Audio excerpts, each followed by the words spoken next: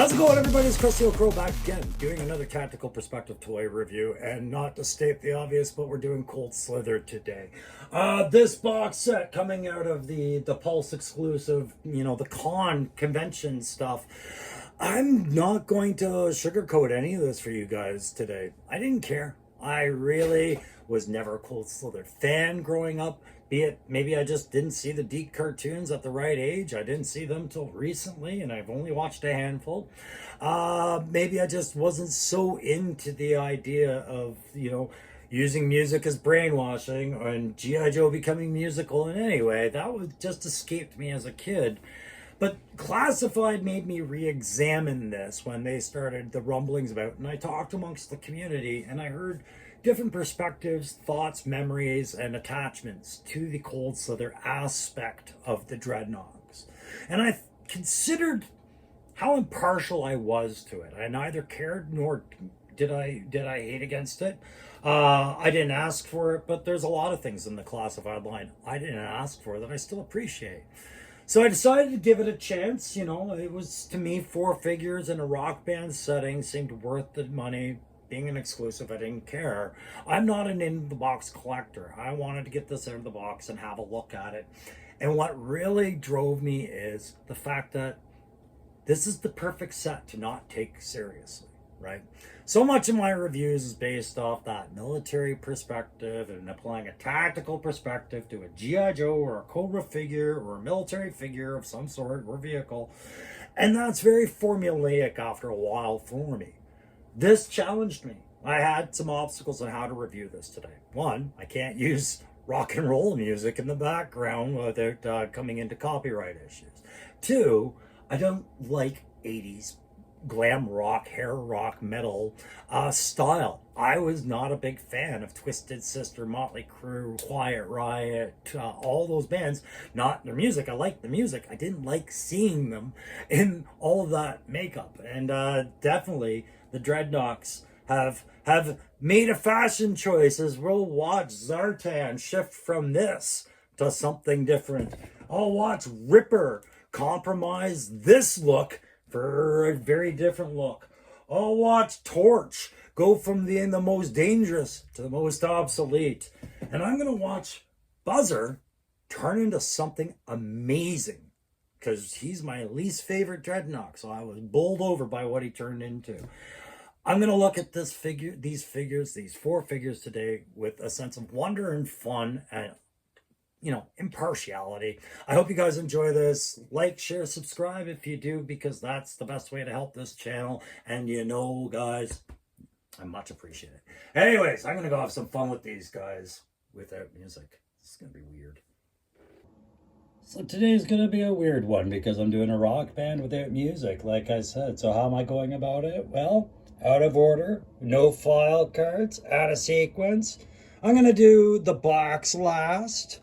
Yeah, this is going to get crazy. But as you can see, the tour bus broke down and these guys are going to be late to the gig. So while they're figuring out the ways to get around it, maybe call for another ride, see if anybody can hook them up with a better van, we'll talk about these figures. Let's start with our boy Zartan. So starting with the front man of the band, everybody noticed he didn't have a microphone. Nobody cared that he came with a guitar. Mine came with a slightly warped guitar, but that's okay. It's Zartan, and he can help us just acknowledge some common truths throughout all 4 figures. First of all, what you're looking at is a buck that has double jointed knees and elbows. They are pinless, so seamless, and that single hinge like abdomen crunch, right? He's got very little layering over him. Few of them do. Nothing that's really interrupting a whole lot of posing, and he does have his butterfly joints. What will interrupt him is that amazing 80s hair, right? The bigger the hair and the more hairspray in it, the less you're able to look up and down as an action figure. And unfortunately, Zartan, he's got all the product in there. Very limited head articulation with him, but I expected no less when I saw we were going the full bore Cold Slither look.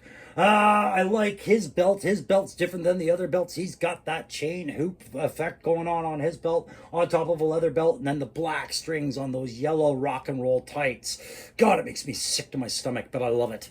And then all of these guys, they probably have some reuse with their boots. You've probably seen these boots on different figures before, because a rock star's boots is a personal choice, but you know, combat boots go a long way on stage and in repaint. And we're going to see that with quite a few. You know, no removable pieces on this guy's wrist, but as you'll see down, there is one that has the removable pieces. But Zartan's got his face makeup on there. He's got that single point attached vest at the bottom. Looks like it's going to be a bit of a pain to remove, but for some reason they've given him a backpack peg.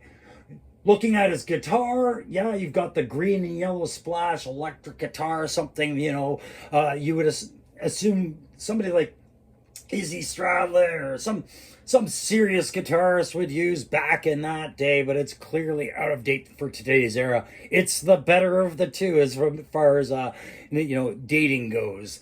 But anyways, that's what you're getting with Zartan. So let's have a look at the next fig. Next up, we're going to talk about Ripper. Ripper coming in with an axe of his own. This yellow and blue neon Prince and the Revolution kind of triangular guitar. His wasn't warped, it was in better shape. Both guitars come with these straps, and you get 2 extra straps in the set, which gives me theories on expansions later down the line.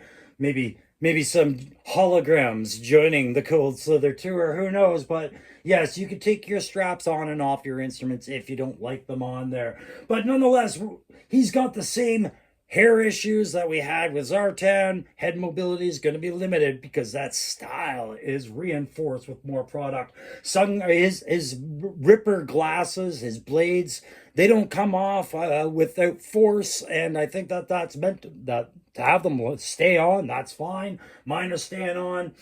Joints, as mentioned with the previous figure, a vest that is done up and very different than Zartan's. It's done up at the top with straps as opposed to the zipper at the bottom. Also has that pin in the back. But he's got his tattoos on his arms as well, and 2 brassards on his biceps that may or may not slip down. His belt is nothing too fancy, just a standard leather Jim Morrison kind of deal. And he basically copied Zartan's look with the pants and a little bit of Aerosmith. He's got blue scarves hanging on him. He's got his bandanas tied around his legs, circa Steve Tyler. But also he's got those red and black tight pants with the same lacing system as we saw with Zartan, suggesting reuse. And no more mention about the boots. Nothing that can come on and off his wrists. This guy just burns the stage with his solos. Like you said, he makes that guitar smoke. Love him. The guitar itself, you know, got the little whammy bar on it and everything like that. It's a fun kit. It's just very dated. So let's move on to the next one. I think we're going to talk about Torch next. You know, I always felt bad for the guy stuck with the keytar, but I'll tell you, Torch, he makes it work. He seems to really like those unique tools like most Dreadnoks, but he's accepted that over a bass guitar. Good to go. You've hit your 80s mark. Torch is coming at us with that Billy Idol sneer, like I've mentioned before. It's a great little face sculpt, a little nod of rock and roll attitude. His glasses are molded onto his face like they were before, just to alleviate them falling off. While he just lights that stage up with that guitar. He's got that red stripe that goes down his back and up into an arrow across his chest, reminding me a lot of the 80s geometry kind of based art and everything like that. He's got a cold slither brass belt buckle on that brown belt, and then these tight black, what I'm assuming are leather rock star pants. Very, very iconic of that era. Well done, you, Mr. Torch. And then the boots. The boots, these ones are painted up like moon boots, like something Ace Frehley might have worn in the 80s. The red and the gray, painted over a combat boot. It really works. It would also work for a downhill skier, but I really enjoy Torch. So Torch is there rocking on that keytar. That keytar's got all the dials and whistles, everything. If you're wanting a keytar today, this is the one you'd probably be wanting. But what a dated piece of equipment that is, and I loved seeing it in this line. Like I said, it cost us a base, but I'll address that later too. So where does that leave us? Well, that leaves us with my favorite of the set. So I don't really make it a secret that Dreadnought Buzzer was my least favorite of all my Dreadnoughts, and it was because of the glasses. Those glasses were a disaster for not only fit, but just being a loose piece of gum. And all I can ever enjoy with him is him holding them in one hand, or else they're gone. You notice they're not here now because we've been posing them. I put them somewhere safe so I wouldn't lose them. Hated this buzzer by comparison to all other Dreadnoughts, However, the buzzer we get here is by far the gem of the set. All the way from that hair, that mohawk with the ponytail still. The facial expression of a man loving taking out his aggression on those skins, man. He is having a good time on those drums. Those glasses with the sunshade blockers on the side, nice and clear. They can sit up on his forehead, they can sit down on his nose, and they ain't falling off the way his predecessors did. He's got that beaded pearl whatever necklace and a blue scarf that matches the denim vest and the denim jeans he's wearing. That denim vest has a beautiful cold slither graphic on the back. I don't know why they put the back hole peg for there on these guys, but they did. Nothing that really slides on and off his wrists, the way that who was it? Was it Torch? Torch had gauntlets that could slide off the wrist. I forgot to mention it. He doesn't. He's got those sticks in the hand that he comes with, and the way these trigger fingers work with him, and those drumsticks it's beautiful. Love that studded leather belt on those tight jeans. But the suede tasseled boots made the look for me. Thought this character was amazing. Just like I said, the top figure of the set. The drums. I'd love to hear back from a drummer who would have criticisms of this set, because I am not a drummer, and I think they've given us a lot of play feature in these drums. From the kick pedal to the bass drum to the snares to the hi-hats to the cymbals, and again, more kick pedals for the cymbals. All of it's there, and then the drumsticks and this perfectly sized little humble stool that he sits on so well. All of it sturdy. I love it. Yeah, great part of this set. This made the Cold Slither set complete with the Cold Slither graphic, and you can just see yourself throwing some beanbags into that thing. Guys, loved it. So, I did mention, as I said, tell you again, this is the fourth of the set. Technically, we're done. I had an idea that maybe they might do some more on this just because of the extra two guitar straps that Zartan seemed to come with instead of a microphone. So maybe there is a Cold Slither accessory set to bring in some maybe Joe backup singers or Jim and the Holograms, some speakers, some amps, a bass guitar, what have you. Could happen. I don't know. I'm not banking on it, but I see potential there. I myself tasked my version of Zania to be these guys' bassist, but yeah, they blew it. These aren't the kind of guys that can maintain a professional relationship with a good-looking female bassist. Eventually, somebody's got to make the move, and they all decided to make that move at the same time. Got really awkward. She quit, so they're in the market for a new bassist. They're in the market for a new van. Happen to have a ramen van on the way. Rob Zombie was proud of it, so we're going to give it to these guys when it shows up here. They want for nothing else. They certainly don't want for a really good box. They certainly don't want for that nostalgia vibe. And they certainly don't want for personality. If I were to give you the grades, it'd be 5s across the board because, like I said, they don't want us to take it seriously. And I didn't want to either. And I'm glad I didn't. I had a lot of fun playing with this. So let's go have the one last gander at that theater box and call it a day. Now, it would just be wrong for me not to put a bit more focus on the box than I normally do in any other, tactical perspective review, because so much effort was put into this box. So I'm going to leave you guys to capture a lot of the details on here of what they put in there. But this is the far right side. You can see the gatefold coming undone as I took it down. Here's your billboard posters. Here's your graffiti. There's your nod to Ripper. Oh, there's your nod to Buzzer. More graffiti. Gem and the holograms. This is a subject I feel could grow as time goes on. I really do. Now that we have the cold slither, and you'll hear about this as I assess what this box brings us, I could definitely see a spot for Gem and the holograms coming. We have Zartan manning that ticket booth. And of course we got now hiring Red Rocket sign. I'm not sure what that's a reference to. Sort me out. Sort me out. That's all I say in the comments. Who was there? Winkin was there, Bill Winkin. Right? So all the dreadnoughts signed the wall. There's more of that nod to the Gem and the holograms, another pike.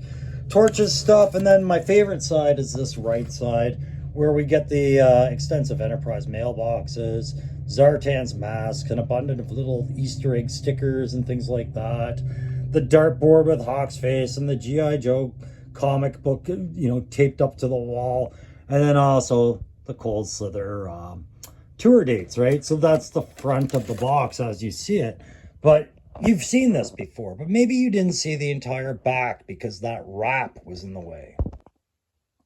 And this is kind of what the wrap was covering, was, Nagahide's monkey sitting up there on the dumpster with all the kit, lots more Easter eggs there.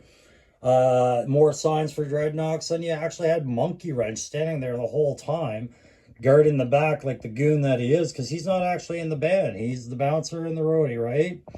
And then more graffiti for those guys. The back door entrance to the theater covered with their own flag awning, right?